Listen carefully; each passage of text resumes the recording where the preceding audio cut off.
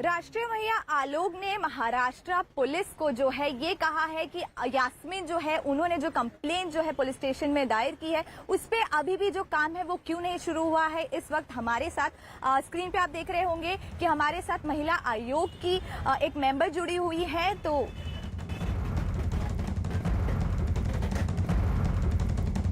रेखा जी, बताइए कि किस तरह की शिकायत आपको दी गई है। देखिए, शिकायत तो उन्होंने काफ़ी लंबी चौड़ी भेजी है, लेकिन ज़्यादातर विषय अपने भाई के बारे में है। उसमें से साइबर स्टॉकिंग जो उनके साथ हुई है वो विषय पे हम काम कर रहे हैं। एक साइबर सिक्योरिटी और दूसरा राइट टू प्राइवेसी। उनकी पिक्चर्स जो हैं वो सोशल मीडिया से विदाउट हर परमिशन डाउनलोड की गई और सर्कुलेट की गई सोशल मीडिया और मीडिया में, जो कि बिल्कुल लॉ के अगेंस्ट है। आप किसी की पिक्चर्स को ऐसे डाउनलोड करके सर्कुलेट नहीं कर सकते, वो भी प्राइवेट पिक्चर्स को। और दूसरा उनकी राइट टू प्राइवेसी, जो उनकी प्राइवेट लाइफ है उसको मीडिया में उछाला गया, जबकि वो इस केस में या जो भी राजनीति चल रही है उसका कोई हिस्सा नहीं है। तो किसी भी महिला को ड्रैग करना किसी दूसरे मैटर में, वो सिर्फ उनकी बहन है, बिल्कुल गलत बात है। दूसरी बात जो उन्होंने कहा है कि मुंबई पुलिस ने उन्होंने 22 तारीख को गई थी शिकायत करने, लेकिन आज तक कुछ नहीं किया, तो उसके ऊपर भी हम मुंबई पुलिस को लिख रहे हैं। मैम, उसमें उन्होंने जो शिकायत दर्ज करी है, जो आरोप लगाए हैं वो नवाब मलिक पर है। क्या उनका नाम लेकर उन्होंने शिकायत दर्ज करी है और किस तरह के आरोप नवाब मलिक? हाँ जी, वो नवाब मलिक का नाम लेकर ही उन्होंने ही ये जो मैं आपको बता रही हूँ पिक्चर्स डाउनलोड करना और सर्कुलेट करना, वो उन्हीं का नाम लिया गया है। दिवाकर हमारे साथ लगातार जुड़े हुए हैं। रेखा जी ने भी देखे कई सारे जो सवाल हैं दिवाकर उठाए कि आखिरकार जब यास्मीन जी पुलिस स्टेशन पहुंची और उन्होंने नवाब मलिक के खिलाफ कंप्लेंट की तो अभी तक कोई भी जो कार्रवाई है वो क्यों नहीं शुरू हुई है।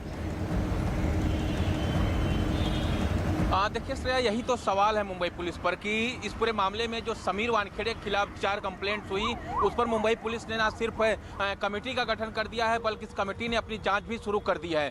दूसरी तरफ वही यास्मीन वानखेड़े जो कि 22 अक्टूबर को उन्होंने वर्षीवाड़ा पुलिस स्टेशन में शिकायत की थी नवाब मलिक के खिलाफ, साइबर स्टॉकिंग जिसको बोलते हैं, उनके पिक्चर को निकाल कर सोशल मीडिया पर वायरल करना और अलग अलग तरीके से कमेंट करना, तो ये जो थी उसको लेकर उन्होंने शिकायत की थी। लेकिन मुंबई पुलिस की तरफ से अब तक इस पूरे मामले में कोई भी बयान जारी नहीं किया गया है कि क्या इस पूरे मामले की जांच होगी या नहीं होगी। दूसरी तरफ जिस तरह से इस कंप्लेंट के बाद भी यास्मीन वानखेड़े की इस कंप्लेंट के बाद भी मुंबई पुलिस ने कोई एक्शन नहीं लिया, तो कई सारे सवाल जो है इस वक्त महाराष्ट्र सरकार पर भी उठ रहे हैं, क्योंकि महाराष्ट्र सरकार का ही एक कैबिनेट मंत्री लगातार समीर वानखेड़े को और उनके परिवार को टारगेट कर रहा है पर्सनल तौर पर। और इसी से परेशान होकर क्रांति रेडकर जो समीर वानखेड़े की पत्नी है, उन्होंने मुख्यमंत्री से गुहार लगाई कि वो मिलने का वक्त दें, उनके सामने तमाम चीज़ें रखनी है, किस तरह से उनके परिवार को टारगेट किया जा रहा है, उनकी पर्सनल चीज़ें जो है वो डिस्क्लोज की जा रही हैं। तो इसी सब के चलते जो है ना सिर्फ मुंबई पुलिस पर सवाल खड़े हो रहे हैं बल्कि महाराष्ट्र सरकार पर भी सवाल खड़े हो रहे हैं कि आखिर समीर वानखेड़े के खिलाफ जो इंक्वायरी है वो तो शुरू हो गई है, जो कंप्लेन मिली थी मुंबई पुलिस को, लेकिन जो यास्मीन वानखेड़े ने शिकायत की अब तक उस पर क्यों कोई जांच शुरू नहीं हुई। आखिर मुंबई पुलिस इस मामले में कर क्या रही है? क्या एक मंत्री हैं वो इसलिए मुंबई पुलिस जो है जांच करने से डर रही है? इस पूरे मामले को अगर मैं कहूं तो आज जो है 28 अक्टूबर यानी 6-7 दिन का वक्त जो है गुजर गया है, लेकिन इस पूरे मामले में अब तक ना तो मुंबई पुलिस ने कोई इंक्वायरी इनिशिएट की, ना ही नवाब मलिक को किसी प्रकार के स्टेटमेंट के लिए बुलाया है। तो सवाल जरूर है मुंबई पुलिस पर। श्रेया,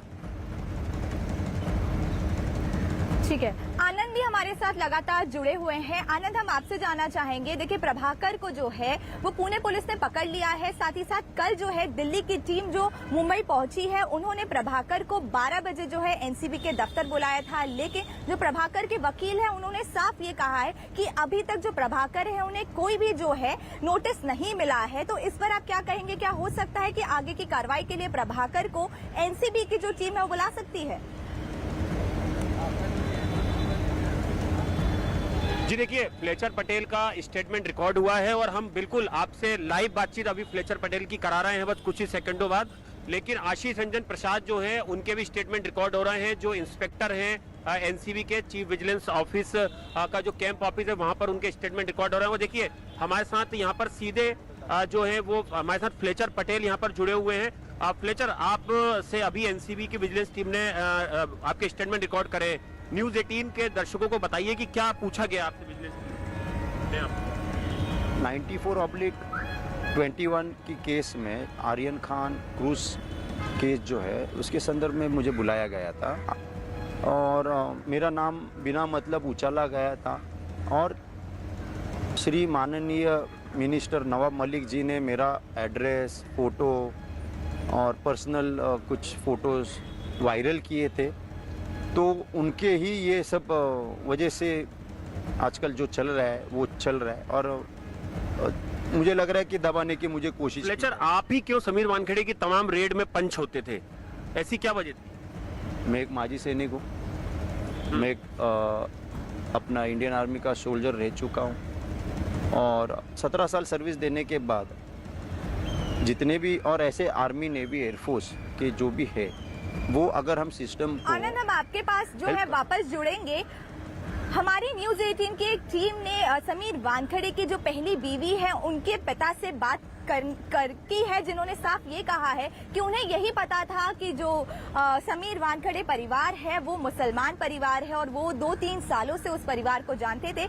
तो हमारी टीम जो है उन तक पहुंची और उनसे बातचीत की है। कुरैशी हैं, डॉक्टर जाहिद कुरैशी, डॉक्टर शबाना कुरैशी के पिताजी हैं। एक डॉक्टर हैं, जोगेश्वरी इलाके में इनकी क्लिनिक है और वेल नोन डॉक्टर हैं। डॉक्टर जाहिद कुरैशी की बेटी के साथ पहली शादी हुई थी समीर वानखेड़े की। डॉक्टर साहब, ये कब की बात है और क्या मुस्लिम रीति रिवाज से हुई थी ये पूरी शादी और समीर वानखेड़े मुस्लिम के तौर पर एज अ शादी कर रहे हैं? शादी 7 दिसंबर को हुई थी 2006 में और मुस्लिम एक तरीके से हुई थी। And we know that he is Muslim, कि फैमिली मुस्लिम है, ये मतलब बिलोंग करते हैं मुस्लिम से ही। और हम लोग 3-4 साल से जान रहे थे कि ये मुस्लिम ही है और उसके बाद हमारी शादी हो गई बच्चे की। उनके पिताजी का नाम दाऊद वानखेड़े था। दाऊद वानखेड़े था। हमारे मतलब उसमें आया था कि दाऊद वानखेड़े नाम है। शादी के समय में एक, चूँकि आप वेल नोन डॉक्टर रहे हैं खास करके वेस्ट में, तो बहुत सारे लोग आए होंगे इस शादी में, बहुत सारे लोगों के इनवाइट किया होगा आपने, तो कितने लोगों का खास करके लोग करीब आए होंगे? और साथ ही अब जिस तरीके से कहा जा रहा है कि हिंदू हैं और SC ST है, इसको कैसे आप देखते हैं जब सुनते हैं मीडिया में सारी चीज़ें? नहीं, हमें मतलब बिल्कुल वो लग रहा है कि मतलब ऐसा चीज़ नहीं थी, लेकिन इनके मालूम थे कि फादर मतलब हिंदू हैं, पहले हिंदू थे लेकिन कन्वर्टेड हो चुके हैं। उनकी माँ कन्वर्ट मतलब मुस्लिम थी और दे ही मतलब belong to the Muslim family और दोनों मतलब उनके बच्चे थे, दोनों मतलब मुस्लिम फैमिली में थे। उनके फ्यूचर पहले का हो तो नहीं मुझे जानता, लेकिन मैं 4-5 साल से उसको जान रहा था, शादी 2-3 साल पहले जान रहा था, तो यही मुझे लग रहा था कि मुस्लिम फैमिली। समीर कन्वर्टेड? हाँ।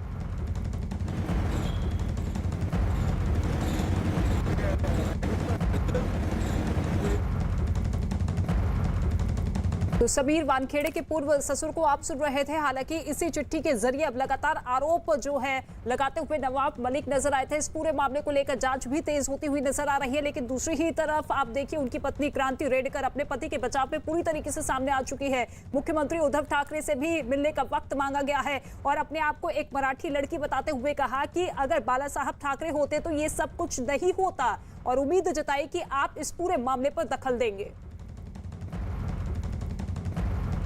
और क्रूज ड्रग्स केस में महाराष्ट्र के जलगांव के मनीष लीलाधर भंगाड़े नाम के एक शख्स ने मुंबई पुलिस कमिश्नर को चिट्ठी लिखकर कई चौंकाने वाले दावे किए हैं। न्यूज़ 18 के आशीष सिंह के हवाले से ये जानकारी मिल रही है कि जलगांव में एक कंप्यूटर इंस्टीट्यूट चलाने वाले मनीष लीलाधर ने दावा किया है कि 6 अक्टूबर को रात करीब 10:30 से 10:30 बजे के बीच आलोक जैन और शैलेश चौधरी नाम के 2 शख्स उनसे मिलने गए थे और 3 काम सौंपे गए थे, जिसमें पहला काम था शाहरुख खान की मैनेजर पूजा डडलानी के मोबाइल फोन की कॉल डिटेल्स रिकॉर्ड करके उसे निकालना और दूसरा काम ये था कि एक व्हाट्सएप चैट को बदलकर उसे ऐसा बनाना जैसा वो चाहते थे और तीसरा काम ये सौंपा गया था कि गवाह प्रभाकर साइल के नाम से एक फर्जी सिम कार्ड मुहैया करवाया जाना। न्यूज 18 से बातचीत में मनीष लीलाधर ने यह भी बताया है कि इस काम के लिए 5 लाख रुपए देने का वादा उसे किया गया था और 10,000 रुपए के तौर पर पहली किश्त उसे दे दी गई थी। 6 अक्टूबर को रात को 10:30 बजे के करीब मुझे 2 आदमी मिले, जिसमें से एक का नाम था आलोक जैन और दूसरे का नाम था शैलेश चौधरी। ये दोनों ने मुझसे कहा कि आपके पास हमारा बहुत ही इम्पोर्टेंट काम है, और मैंने उनसे पूछा कि क्या इम्पोर्टेंट काम है, तो उन्होंने बताया कि उन्होंने मुझे 3 काम बताए। पहला जो काम था कि उनके पास कुछ 8-10 नंबर्स थे जिनके वो CDR निकालना चाहते थे, और उसमें से जब भी उन्होंने मुझे वो नंबर्स दिखाए तो उसमें से एक नंबर जो था वो पूजा ददलानी नाम से सेव था। सेकंड काम उन्होंने ये बताया कि उनके पास एक व्हाट्सएप चैट की बैकअप फाइल थी, उसको वो चाहते थे कि उसमें कुछ मॉडिफिकेशन या एडिट करके हम जो बोलेंगे वो उसमें एडिट करके उनको चाहिए थे।